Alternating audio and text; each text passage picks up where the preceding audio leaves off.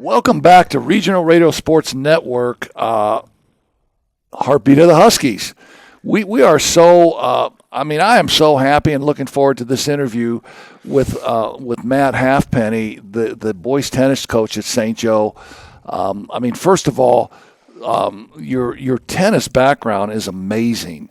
All of the things that you've accomplished, where you've played at, you have been a D1 assistant coach, you've been a D1 head coach, and now you're the head coach at the great St. Joe High School. So I'm a 1974 grad, man. Okay. So I don't in '74. I think we played tennis on the cinders. I'm not sure we had a tennis team or we had a tennis court to play on, but your facilities and everything that you have now are amazing, Matt. Why don't you tell us a little bit about your background from where you played at, your college days, and then your coaching background, and then tell our listeners what got you to South Bend. Sure. Well, thank you for having me first.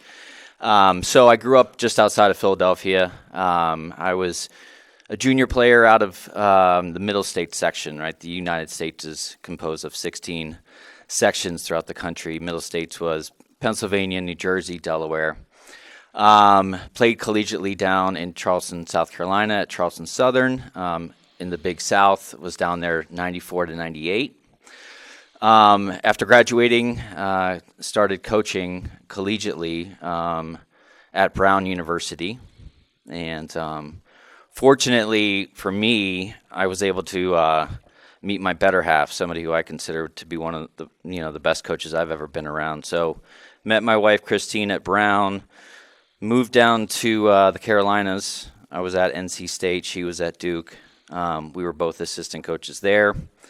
Moved to Virginia. She was a head coach at William & Mary. I was a head coach at Norfolk State.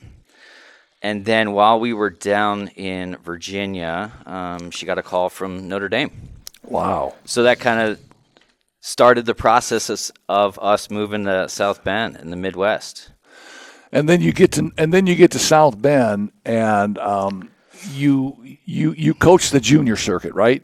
You instruct the young kids. I'm sure you have your own tennis academy for a while in South Bend, right? Right. So during the interview process, I was fortunate to get connected with the folks over at the South Bend Racket Club, and started a rather small junior program, after school program, and then was fortunate another local who actually coached here at St. Joe as well, Eric Mahone, who's now he's the head coach at Holy Cross. Him and I partnered up, and we ran a junior program there for several years, and he moved on to become the head coach at Holy Cross in 18. And then I stepped away. I went back to school. I got my master's degree and started working just across the street at Oaklawn. And then this opportunity here at St. Joe came about. I knew Coach Bender was retiring, and I know John Gump very well, and just kind of had a conversation. I initially was just offering my services to be a volunteer. So turns out that the head coach position was in order. So it's been a great ride. It's been really fun. I'm just really honored. I love St. Joe. My boys, my oldest son Jack, who's now in Chicago at DePaul as a freshman, and my youngest son Cole is a junior here. So we're very happy to be here. We're very fortunate, and just grateful to be able to give back to the community and give back to this school. Yeah, and I mentioned this to you earlier. I'm a 1974 grad of St. Joe, and JP is a 1998 grad of St. Joe. So we totally understand the feeling that anybody who works here or is involved at St. Joe has a great understanding of what St. Joe is all about. Right. And not only as a coach, but as a parent, as your two sons go through the program at St. Joe. And, I had John Kennedy on in our first episode of Heartbeat of the Huskies, and my first question to him is, when you talk to other principals, they always talk about your graduation rate. At St. Joe, you never talk about your graduation rate because it's 100%, right? Right. Yeah, it's amazing. And then you look at your 3-year career here as the head boys tennis coach, 47-9, 3 years as the NIC regular champs, 3 years of sectional and regional championships, 2 years of semi-state championships, and then 2 years of going down to the states. That in itself. You can't write stories up like that in itself. I mean, how hard or how easy was it for you when you first got here to develop the program that you have now and to be able to sustain all the success? Well, you got to have the players, right? I mean, that's the first thing. You have to have the players. I think initially, my first year, we had to tweak a few things within the culture, right? So for me, what my focus was, because it's such a short season, right? We're talking about 10 weeks. And a lot of these kids, they train outside of just playing high school tennis. So my approach to it was just our repetition, our preparation, and our execution. Like it wasn't where I was going to completely tweak these kids and their fundamentals and their technique, etc. It was more about the process of how we train, how we practice, how we prepare, so that when we go out and we play matches, we can perform and execute at our highest potential. So that was kind of something that I felt initially getting here, that I had to implement a little bit more of just an overall structure of how we practice and how we, prepared on game day. Yeah, and I think that's a great way to approach. Coming in and taking a new job, whether you're taking a basketball job at St. Joe or the baseball job or the tennis job. It's all coaching, but it's trying to make everything your culture and how you want to see it go through and play out.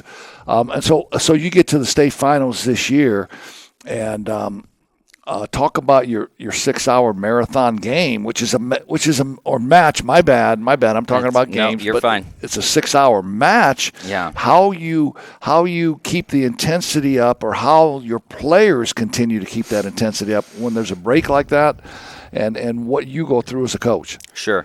So, well, first, when my first year inheriting the schedule that was set, what I didn't see was enough of the indie schools on schedule, which I felt was important to add. So second year, we added Homestead. This year, I was able to continue that relationship with Homestead in the regular season, plus adding Carmel and having Culver on the schedule. And what I think for me, and what I had to communicate to the players, was take records out of the equation. I'm not concerned about that. What those matches do for us during the regular season, win or lose, is they prepare us for the postseason. Like going into and playing these tough matches in the state tournament are going to be helpful if we've had that experience during the regular season. So we already knew Homestead because we had traveled down, and Michael at Homestead was great. We met at Warsaw High School, and even that match was just short of 3 hours. But we agreed it was very interesting how it kind of played out. When we got down to Warsaw, they didn't have lights at Warsaw High School. And so Michael and I agreed, like, all right, in lieu of a third set with any of the courts, we'll just play a super tiebreaker. And 2 of the 5 courts went to a third set, and that was the right call because we were probably about 10 minutes shy of running out of daylight. So fast forward to the Final Four. Here we are. We're paired up with them again. No. Hold on for a second. That is great to hear when you say the Final Four. Whether it's the Final Four in anything, you're in the Final Four. Are you in the state of Indiana? See, that's what. I'm an East Coast guy, and I'm still kind of trying to figure out this whole semi-state, state like terminology. So I just call it we beat Culver in the round of 16. We beat Penn in the Elite Eight, and here we are playing Homestead in the Final Four. That's the way I look at it. No, that's a beautiful thing. That is a beautiful thing. It just sounds better. Yeah, it you know what I sounds mean? great. Sounds better. So, and Michael and I had been texting back and forth, as well as Coach Bowers. The three of us were on a text chain prior to the matches starting on Friday, that in the event whoever was playing, because it was very clear Homestead was going to advance. So then obviously it was going to be either us or Penn. And a 4:30 start time was going to be a problem, right? Because they don't have lights at the high school. And the reason why it was a 4:30 start time is because it was a Friday afternoon. It's a very large high school. Getting the kids on the buses, getting them off campus takes a lot of logistics, a lot of time. So the 4:30 start time was set. And there was concern, right? And then, of course, we got to that point. And initially, their first thought was, well, we're just going to resume this tomorrow morning. That wasn't, no way. Yeah, you can't do that. We're not going to stop, right. We're not going to stop the match. And Carmel had finished. They had finished their semifinal match. And the coach there was like, well, we have lights. We can crank up the lights at Carmel High School, and we just move it over there. Just prior to that, a third point was established for Homestead. We still had to go and complete the two, our 1 and 2 singles matches, particularly the number 1 singles, because there was the individual state implications there. So we kind of had to pack up and, drive a few miles up to Carmel High School. They have a beautiful facility. They cranked the lights on, and we were there for probably about another hour and 15. So when you talk about the logistics of putting a state tennis tournament together, and this is just a novice person asking the question, why wasn't it at Carmel from the beginning? Because of the lights. That's a good question, right? It's a great question. Yeah. Right. Well, it's a good question for a basketball coach to ask a tennis coach. Yeah. Well, to their defense, North Central does a tremendous job of hosting. It's a beautiful facility. They have more than enough courts. They do a great job, and the schedule had changed, which caused the logistics to change, right? So initially it's you play the quarterfinals on Friday, and then you play semifinals 10 a.m. Saturday and finals at 2 p.m. So you're not worried about, on Saturday, you're not worried about the logistics of students. You're not worried about daylight because you have the 2 o'clock start time. So it was a tough call that they had to make based on the incoming weather that was coming. Saturday, they made the call. So as far as, I don't think if they continue with the schedule as it was or as it has been in the past, they're not really going to run into a daylight issue. Now, a weather issue, I don't know where. Yeah, Mother Nature is Mother Nature. Right. So you make that determination, and I know, when Coach Mumford, when they won their state title, they had to complete the match indoors. Like they had to move it inside. Talk about some of the players that participated for St. Joe and have been just involved in this great successful run that you've had. Right. So we are returning 6 of our 7 varsity players for next year, and obviously, when you are talking about these returning players, you start with the Hicks brothers, right? You start with Jacob and Oliver Hicks. Jacob being a junior this year, Oliver being a sophomore. So, and I've known these boys since they've been little, right? We live right in the same neighborhood. I see them. I've been seeing them train, at whether it's at Morris Park or back when Notre Dame used to have outdoor tennis courts, and just seeing their development. What I love about them is just their demeanor, right? Their approach to it. They're very even keeled. But what I really love is that they're also hockey players. Wow. To me, that my son Cole, who's on the team, his main sport is lacrosse, And then we have other kids like Ben Brady, who's on the team. He plays lacrosse. Jack Madison, who's on our team, he plays basketball.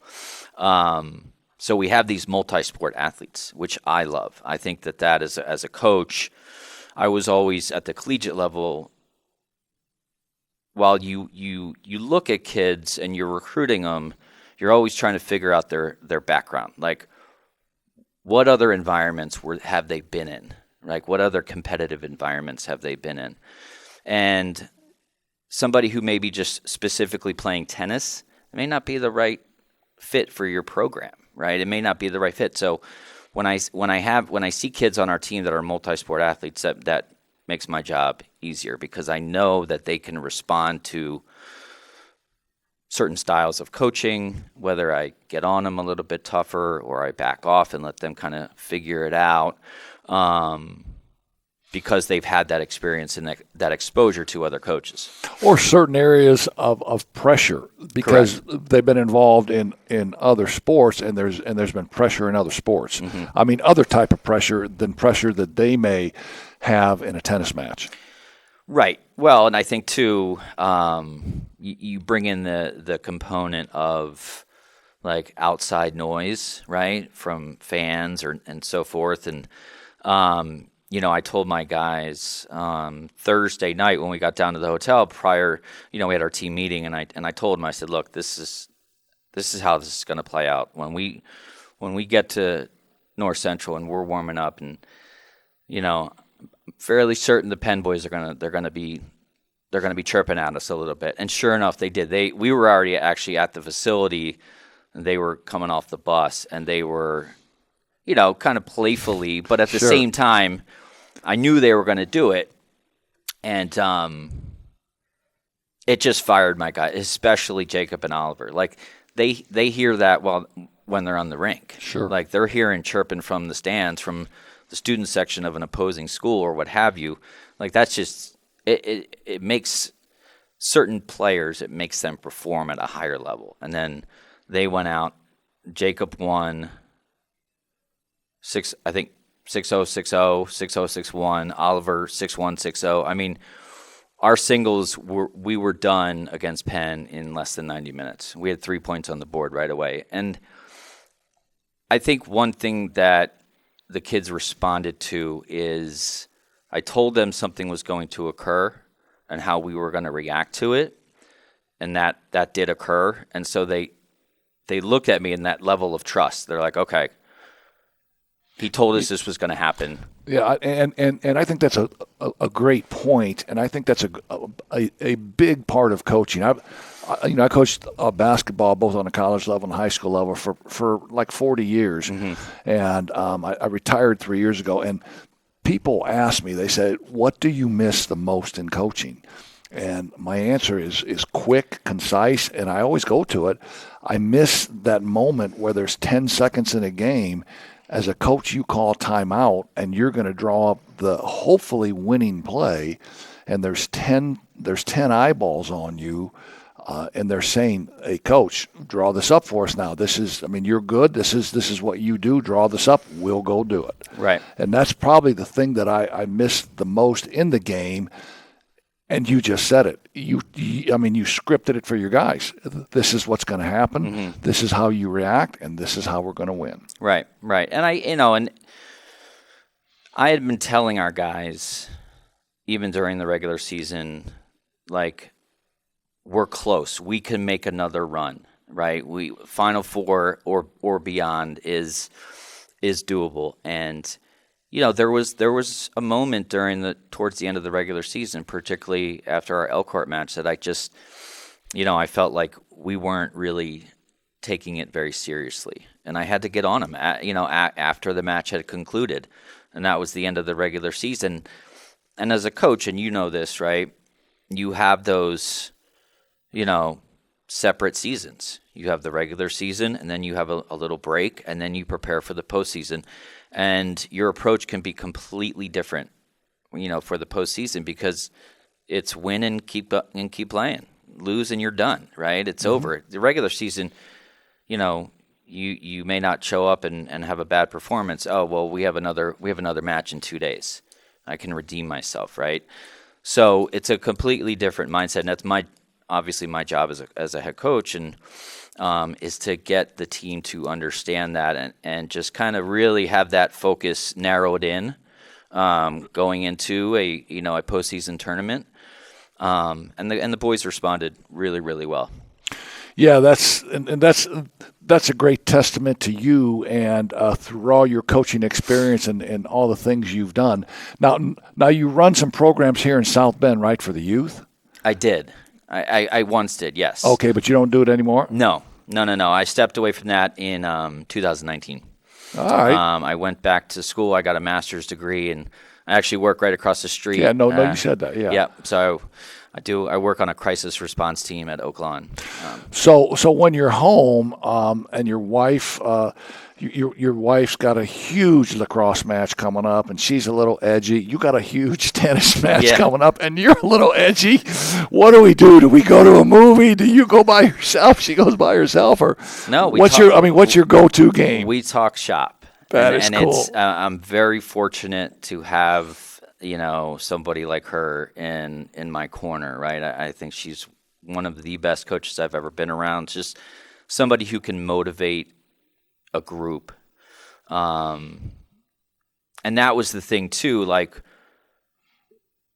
this season, you're trying to get kids to see down the road. Like you're trying to get them to see what I'm seeing, 3-4 weeks ahead of what because they're so, in the moment, maybe looking at their screen too much, and they're not like seeing the future, right? So it's very nice to have somebody in my corner, who, and we've been together, over 24 years now. So it's a very valuable piece to have. And, and I also, last spring, I volunteered with the women's tennis team at Notre Dame as well. And Coach Allison and Jason, her assistant, I mean, they are phenomenal coaches. And just being around others, being around really good coaches, like-minded coaches. And, maybe, we'll go down and,